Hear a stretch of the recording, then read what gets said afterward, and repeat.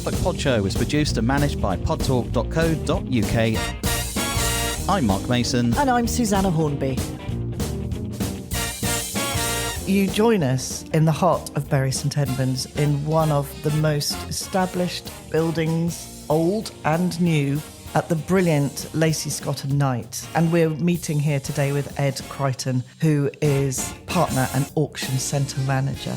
Right here. Hello, Ed. Welcome to the show. Hi, Zanna. Thanks for coming to see us. We couldn't wait to get here, actually. We used to come here in the past and been to many of your auctions. And we used to live in Bury St Edmunds, so it feels a little bit like coming home. Just a bit. There's so much to talk about, and let's start straight away with you, Ed. I mean, you have been within this business for 20 years? 30 years. Or should we say 30? It was 1995 that long ago. Yes, I'm afraid it was, yeah. Tell us about you as a younger person.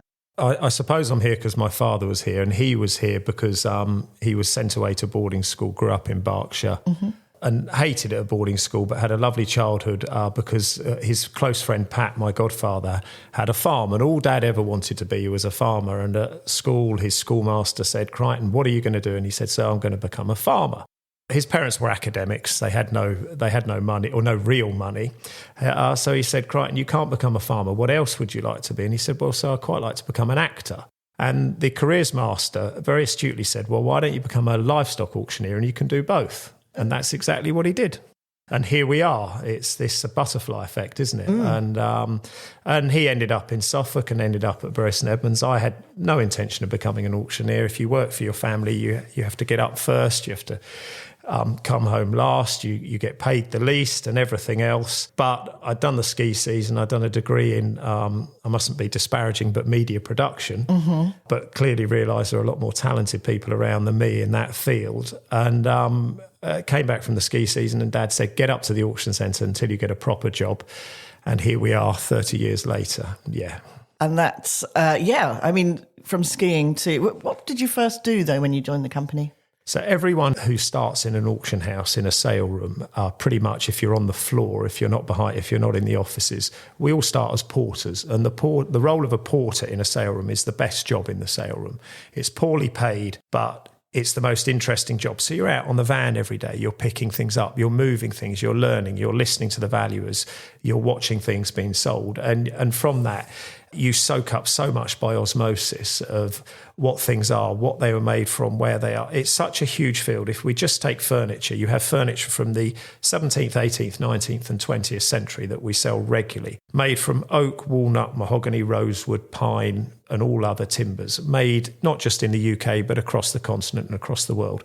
So that's just one little collecting area. That's before we start on silver, rugs, china, glass, watches, jewellery.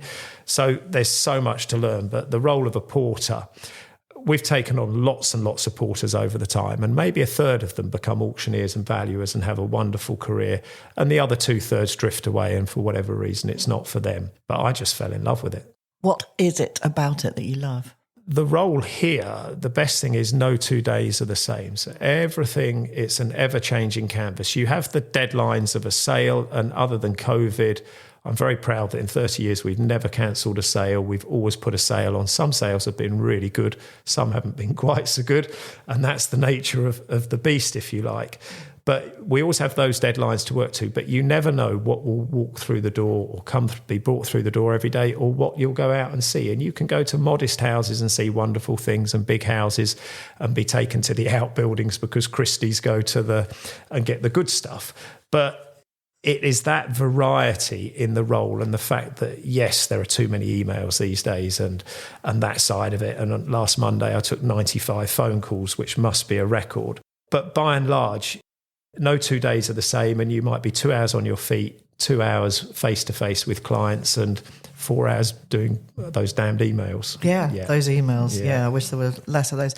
So you say 95 phone calls. Those are people asking for valuations? That was because on the previous weekend we'd had 5 auctions, and 5 auctions just creates a lot of questions, a lot of what's happened to this? Can I do this? What, can we buy that unsold? And there's just lots of questions. But ordinarily, it may be 20 or 30 phone calls, which is tolerable. But 95, I've never counted them before, but did out of interest. And yeah, that was quite a full-on day. But we had too many sales that weekend. Right. So you learnt a sort of good learning lesson then as well. I say too many. You can never, I was always taught you can never have too many sales, too many lots. You can't fill a sale room, and that's all true.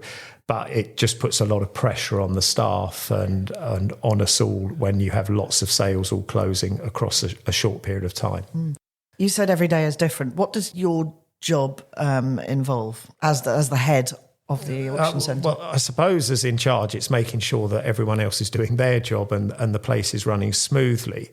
But that kind of works anyway, because we have an absolutely brilliant staff, lots of really talented, intelligent people who know their role. But over and above that, you still have to make sure that everything's running smoothly. But, typically this morning I went out to see somebody who had lots of brown furniture and landscape pictures to sell, and I had to deliver her the bad news that this stuff nobody really wants anymore, or the court cupboard that was worth £600 is now worth £60, and that kind of thing. There was a lovely bracket clock, would have made £3,000 a few years ago. Now it might be £1,000. Yeah. So there's that, and this afternoon we'll go out and see somebody. Tomorrow afternoon I can give you a sneak preview. We've got Judy Murray dropping in no end of memorabilia from Andy and Jamie's playing careers. And we're going to have a little online sale of lots of their kit, lesser trophies, all that sort of stuff. Yeah. So that will be fun. So nobody knows about that yet. But anyway, that will work as a timed online auction and will be a bit of fun. So. Okay, question. How do you value that stuff? Because there's no one like them.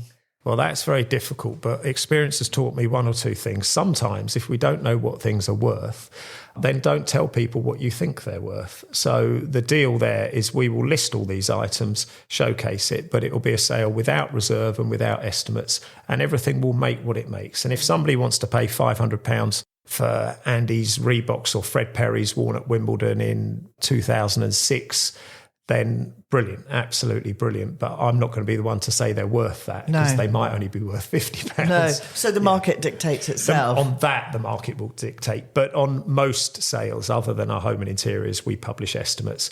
And they are born from experience and looking at comparables and what they've made. But it's not an exact science. And if you look at any auction house, only about 50% of lots sell within the estimate.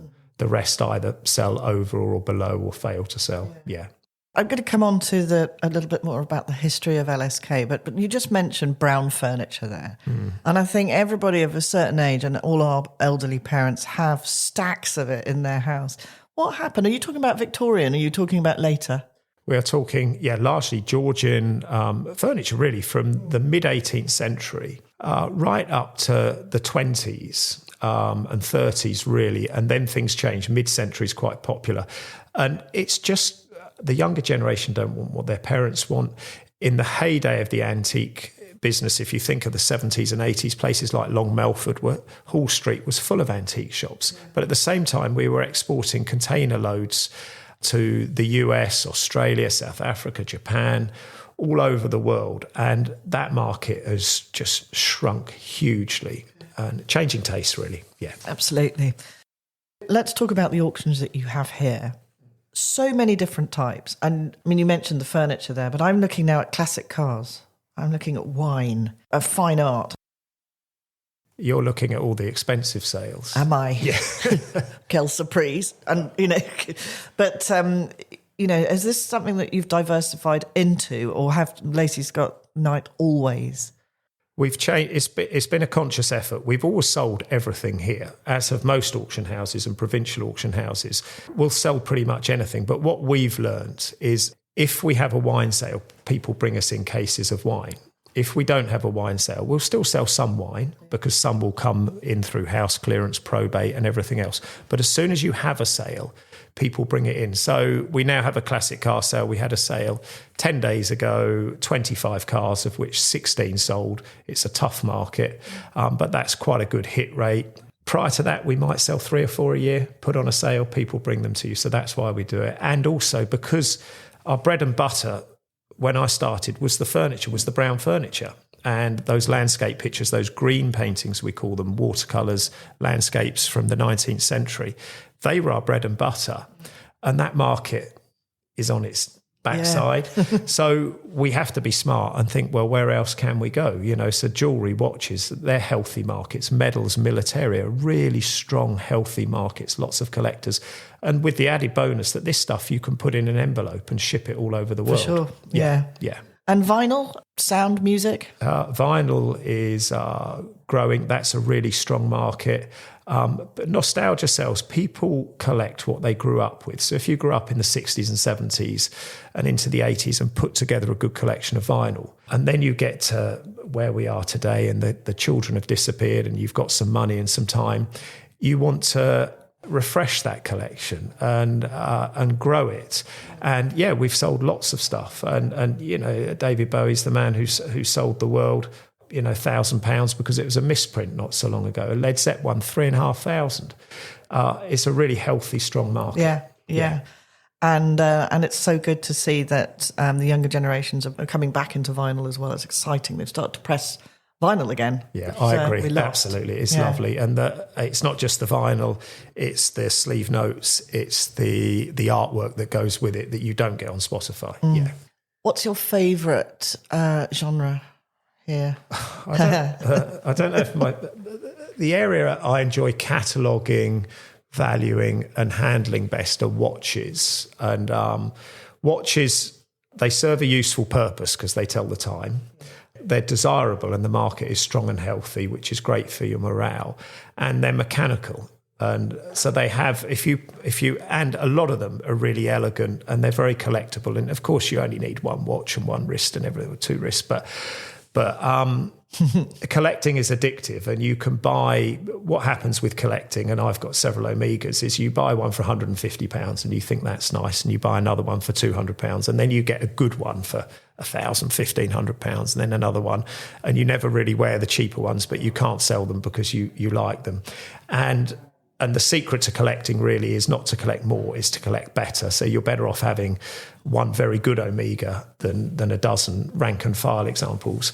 But that's not how we are as human beings. But yeah, I enjoy watches, and they make a lot of sense in terms of they're good for business and they're nice to own. And you know a lot about them. I'm like a GP. I know a little about a lot of things, but I know a bit more about watches than I do about rugs. Yeah, that's for sure.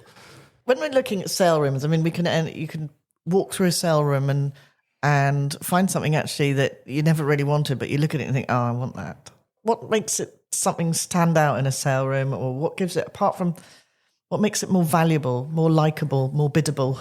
Well, I mean, beauty is in the eye of the beholder. One of the first things we say to all our trainee valuers is, does it sing? Does it sing? So look at an item and what's it saying to you? And if it's saying, that's lovely, like a good painting, if you go to, I still remember going to the MoMA and there's the Starry, Starry Night Van Gogh and standing in front of it for about 20 minutes and the security guard asking me if I was okay, but I was just bewitched by this painting.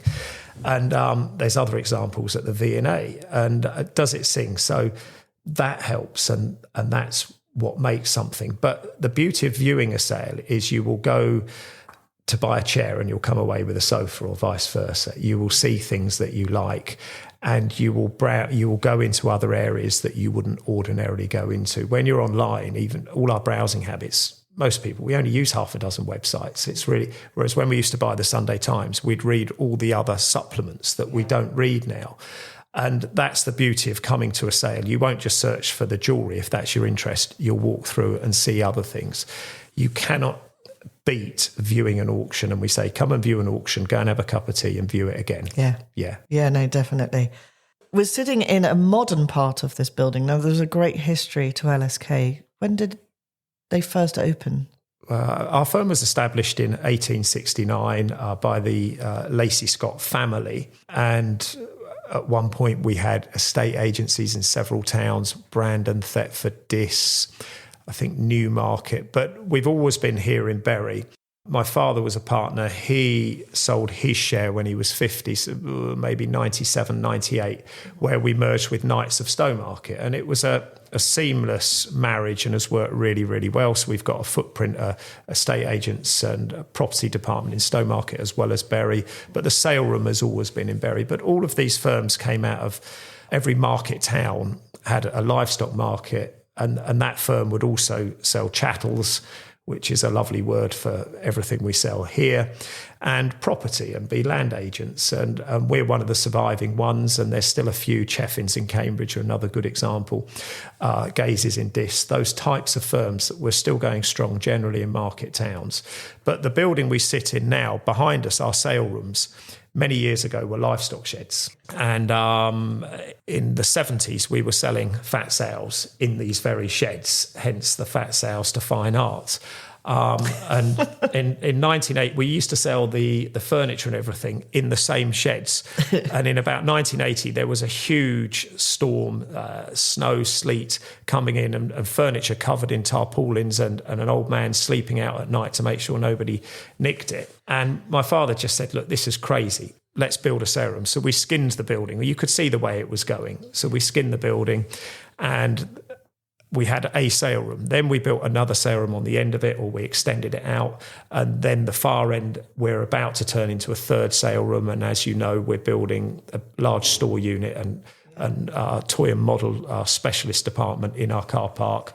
And the bit we sit in now, we built in 2017 and has been transformative for our business. Since we did that, we've more than doubled in size, and it's been absolutely transformative. We should have done it years earlier, and we would have done if I had my way. But you got it eventually. We got there in the end. My goodness me, what a significant impact you have had on this business. It's exceptional. Congratulations. Thank you. It's just very great. Yeah, we got a great team. Seriously, we got a brilliant team. Yeah.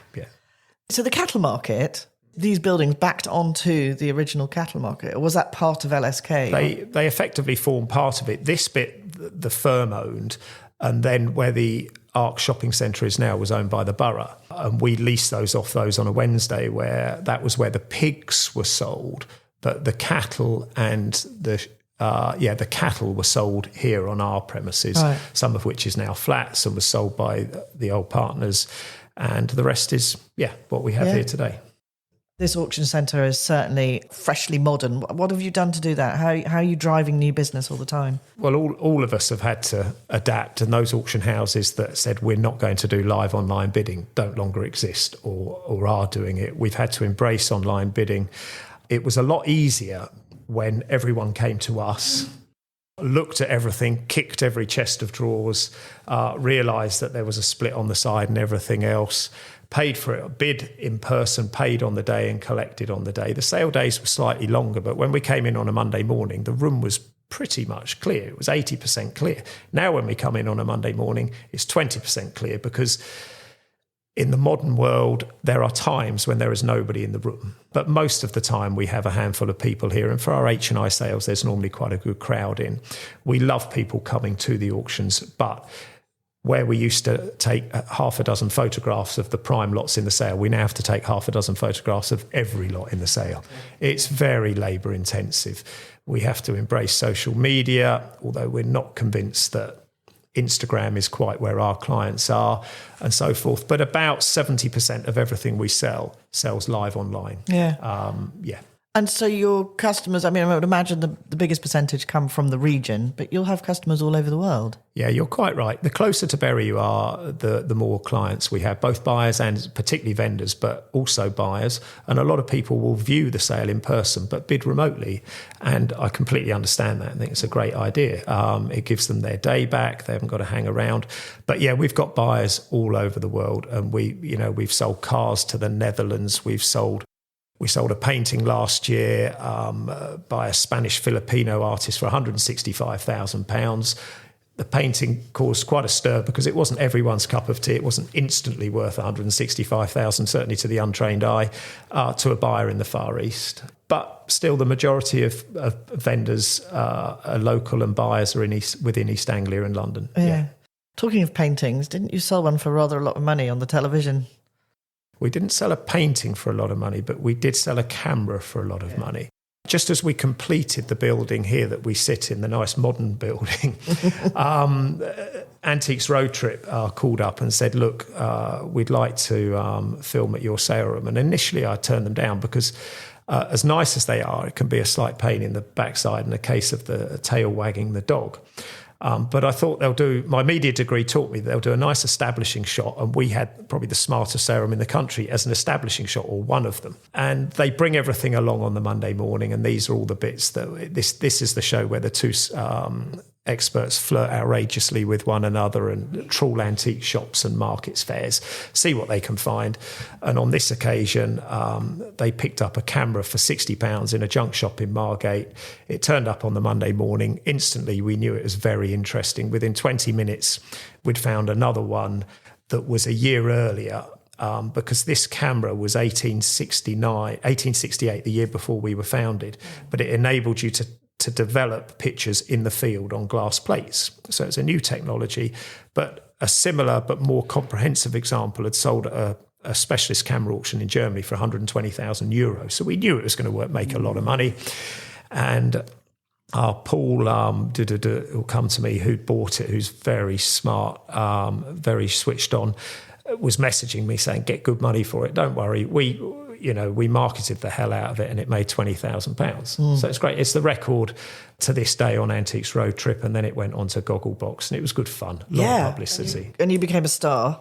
I wouldn't quite go that far, but we became a minor celebrity for a weekend and annoyed some of my friends, which is never a bad thing. Yeah.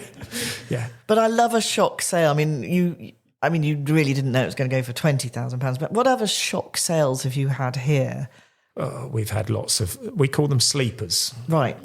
Is the industry term. So we've had lots and lots of sleepers. We had only last year in a general sale, a home and interior sale, we had a very nice Chinese imperial teapot that was smashed to bits in a general sale. And because it had been broken in so many places, we kind of dismissed it, took a few photos, put it in a general sale. And I think that made £18,000. So that was nice. But we've had sleepers the other way. I grew up out in Rattleston, which is the best village in Suffolk. It's lovely out there. And when we were kids riding our bikes, there was a millionaire in the village. And this was before everyone seems to be a millionaire these days. And we used to cycle up the lane to his house to see if there was a helicopter, but there never was. But there was a few sports cars. And in 2010, I got called in to do his probate valuation. He'd sadly passed away. And amongst in the outbuildings, he had 7 classic cars, including 2 De Tomasos, a couple of Bentleys, a Maserati and a Jensen, Wow. And I'd gone there to value the furniture, and his widow had said, there's a desk in the outbuilding. But there was a desk in the outbuilding, but there were 7 classic cars and a Toyota Land Cruiser. And 3 or 4 of those had never done any miles. One still had the cellophane seat covers on. It seemed that he would buy a car, drive it around the block, maybe to the pub and back, and then it would go into the garage and be left. And they all sold remarkably well because they were completely fresh to the market, undiscovered, 100% original, and that's what people want. Collectors in our field crave originality. Last week we sold a Mini Cooper that had been driven into a shed with the doors open in Cockfield in 1983. This car had been bought in 1965 in Glasgow. It had one owner since new, driven into the shed, completely original other than the driver's seat had changed, but needed a full restoration, lots of rust, but completely original. Estimate 4,000 to 6,000, might do 10,000 because it's so original. 2 people had to own it, 25,000. Yeah. They were great cars. Yeah, they were. My first car was not a Mini Cooper, but it was a 1275 GT. Loved it. Wish I still had it, strangely enough. These sleepers just fascinate me, and I think that's the addiction of watching all of those antiques programs, isn't it? Is thinking, how much is it going to go for? So those are the surprises, and I just wondered if there must also be some really interesting stories about people who've been so thankful that you've helped them, and sometimes at difficult times, like you just said, you were dealing with probate. That must be difficult. Yeah. It is. Our business is driven by the 5 Ds, which is death, debt, downsizing, divorce, and decluttering. And death is clearly the most painful, the most sensitive for people. And we sometimes, as individuals and staff, have to remind ourselves that we're dealing with people's chattels that they've owned and treasured all their life. Whether they're worth very little or a lot is a kind of a side issue. So that all has to be dealt with sensitively and professionally, and house clearance keeps us going. But yes, those probate jobs can be very lucrative. You know, some houses are full of wonderful things. And I remember one job, Angus McBean, who was the surrealist photographer. He did a couple of Beatles album covers, and he and his partner, David, moved to Suffolk, opened an antique shop in Debenham in the 80s when people wanted antiques and, you know, enjoyed a good retirement together. And David called me in a few years ago, and we had all of Angus's studio photographs, and he was wonderful to deal with. And he said, "Dear boy, if you can find a buyer for these, I'd be very grateful. Otherwise, they'll go into the skip." We had a single owner sale, and they all came to about £100,000. And David was the perfect vendor, because not once did we talk about money. And I was taught, my father said to me, if you can do a whole valuation without actually valuing anything, then you've done a brilliant job. Whereby you go around a house and you say, that's lovely, that will sell well, this might be a bit trickier. But yes, I've gone slightly off topic, haven't I? But no, this is fascinating. I mean, those. Do you know which Beatles albums he photographed? He did the one, was it Let It Be, when they're on the spiral staircase and they're all looking over the top, and they recreated it, I think, for their greatest hits or their Let It Be, because when the Beatles, and we sold their signatures, so this is another good story. When the Beatles first came to London, they were invited, I think, to EMI or to Apple. There was a party that night, and Angus McBean had been asked by, let's say EMI, but I could be wrong there, to photograph the Beatles. And the record label has said, don't spend too much time on them. We're not 100% sure about them. Anyway, they did some photographs, but nothing they were that happy with. But they said, we're going to a party, I think it was EMI House that evening. Would you come along? And the Beatles said, yeah, they didn't know anyone in town. They came along. As Angus came into the building, one of them leaned over the staircase and said, Angus, we're here. And Angus McBean said, stay there, got his camera. And that's the shot. And that was the shot. And you can see the difference between their haircuts in maybe 63 and then the compilation in the Red album, that they did the Red and the Blue album, didn't they, in 70. But at the same time, Angus McBean had a visitor's book, and everyone who he photographed was asked to sign it, and he photographed everyone. But at that time, the Beatles weren't very famous, so their signatures were completely different to how they did it, and the roadies weren't doing them. Right. We sold that book, it sold to the National Library of Wales, because McBean was Welsh, £11,000. Wow. Yeah, it's a good story, yeah. I know the photograph. It's on the front of the Love Me Do album. That's it, yeah. That's the one it's on. You've got it. Yeah. Awesome. Yeah. Oh, I loved it. That's so interesting. You've told us an awful lot about here. What about you, Ed? I noticed that Terry Butcher opened this new building. Yeah. And I think you're an Ipswich Town fan. I'm a huge Ipswich Town fan. Most home games and most away games. Every year I do 3 charity auctions for Ipswich Town. One at the Player of the Year dinner, which is great fun, a real privilege to do, and you get to meet the players and the manager and CEO and people like that. And then the foundation does an auction every year, and I do the auction for that. And they have a golf day, and I do the auction for that. So my love of Ipswich Town and being an auctioneer has got me behind the scenes there. Yeah. And so I'm very privileged in that sense. But no, Dad took me to a game, and we beat West Brom 4-0. Then he said, we'll go again. We beat Man United 6-0, and I've never stopped going. I've kind of been hooked into it. So we do that. I do that with my son a lot. I've got 4 kids. And Oscar came and worked here for a year, and he's now travelling South America before he goes to uni, but he says he's not coming here. Really? He's going to get a proper job. Okay. We'll find, we'll see. In 10 years' time, he might be back. He might be running the show. Good luck to him. Well, yes, that does often happen. And he's off to South America. He's in South America. Oh, he is. Where is it at the moment? Bolivian salt flats at the moment, yeah. So, but he's putting together, from what I can see from my iPhone camera roll, a diary of nightclubs across South America. Yeah, good boy. Yeah.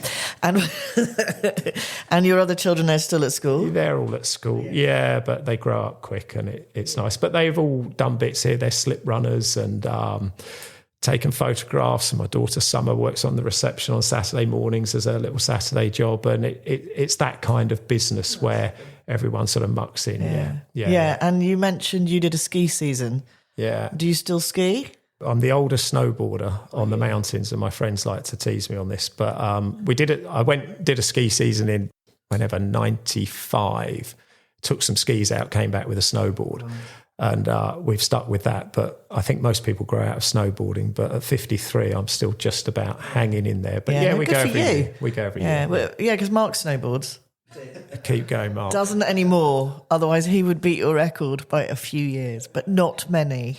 It's good fun, but it gets hard to get up off the ground. When you've got to buckle up. It's hard work. It's not the most elegant looking thing, is it, when you're like walking across the road, whatever. It's just that sort of bunny hopping. On a snowboard. Yeah, you get better at it as you go on, but you try and do as little walking as you can. As much sliding and as little walking. But we tend to retire quite early these days, find somewhere to hole up and have a good lunch. Yeah, good. And your kids go? No, I go with friends, much to their annoyance, but I go with friends every year. Yeah, no, brilliant. What a brilliant time. And whereabouts do you ski? We normally go to Morzine, Port de Soleil. It's great there, huge extent. I say we go there every year and have done for about 12, 15 years. But this year we might be going to somewhere different and it's causing quite a stir in the group Is chat. it? Yes. Yeah, because if you go to the same place every year, it's like going home every year. We don't just go to the same place. We go to the same restaurants, the same bars. The same, we're stay in the same place. Stay in the same place. Yeah, exactly. Yeah. And so, what else do you get up to, Ed? Spend a lot of time working, enjoy a pint with friends, and that's probably it, really. Yeah, there's nothing too complicated, friends and family. I've got a big family, and I'm the eldest of 7. Really? Yeah, careless Protestants. And before people ask, but my mum and dad just enjoyed spending the nights together, I think, and there's 7 of us, but we all get on brilliantly, and everyone's, we're a very close family, so there's that, and that's lovely. Very lucky. Yeah, well, obviously things go on in Rattlesden. Well, maybe not a lot at that time, other than the pub kicked out early, and there were more children then. There were a lot very more clear. children. Well, listen, I just quickly before we wrap up, I just did a eulogy for an old boy, Frank Brinkley, who was from the next village in Brettenham, and they had 12 children. And Frank used to tease my dad that was there something wrong with you, boy? You've only got 7 children. So maybe that part of the world, the Abbot Ale's very good out there. Yeah. Clearly. Thank you so much for having such a great conversation. It's been really interesting. Thank you. It's been enjoyable. It's nice to get out of the office for half an hour. Thank you. Great. Well, we're coming into the saleroom for a view. Before you go, I just wanted to talk about your calendar so the people listening know how regular your sales are. So furniture, 1 or 2 a week? No, we have what we call a home and interior sale every 3 weeks, and that would be the anything and everything. Items from as little as £10, generally up to £500, £600, £700. And they are the foundation, if you like, of our business. And they're every 3 weeks. And then all the myriad of specialist sales are between 2 and 6 times a year, scattered through the year. But on our website, there's a full calendar to the end of the year, viewing times, catalogues go live online generally about 10, 12 days prior to a sale, other than H&I, which is 3 days prior. And you can view everything from there. Yeah. And it's so easy to get to here. And there's a huge car park, very reasonably priced beside you. In the Arc car park. So people coming, there's plenty of space. There is a huge car park in the Arc, but everyone insists on using our smaller car park because nobody likes paying for parking. But we are surrounded by car parks, but you can generally get in even with the building works. But if you can't, we're perfectly located in that we're in the middle of Bury. Lots of people tell us from outside the area that the reason they come to our H&I sales is 1, they're on a Saturday, and 2, they're in the middle of Bury, and they can have a couple of hours here but make a day of it because Bury's just such a fantastic town. No, for sure. Absolutely. Okay, so all of this is on your website. Yes. Well, ideally come in, if you're local, come into the auction house and view and preview and get that feeling for the sale, or you can bid online. Yeah, or you can do both. But the best advice, if you're able to, is come in and have a look at things. And then if you can suffer my brother Sean selling for 3 hours, then come in and join us. But if you can't, bid online and put him on mute. Yeah. Do you not auctioneer? I do. We've got lots of auctioneers here. Yeah. We've got lots of auctioneers. But Sean, my brother, he recently became a partner here. You've been very kind to me, but he does give me a bit of a hand, as do all the staff. And we've got 7 or 8 auctioneers, and everyone has their own style. We've just taken on a young lad, Charlie, who's brilliant, and we got from Stanford's in Colchester, but he still feels he's selling livestock, which is Really? great. So but people enjoy it, and he sells bit with of real theatre. enthusiasm and theatre. Yeah, but he must be exhausted when he gets home. Well, go for it, Charlie. Keep going. And Sean, obviously. Well, thank you very much. Ed, it's been an absolute pleasure. Cheers. Thanks a lot. Okay.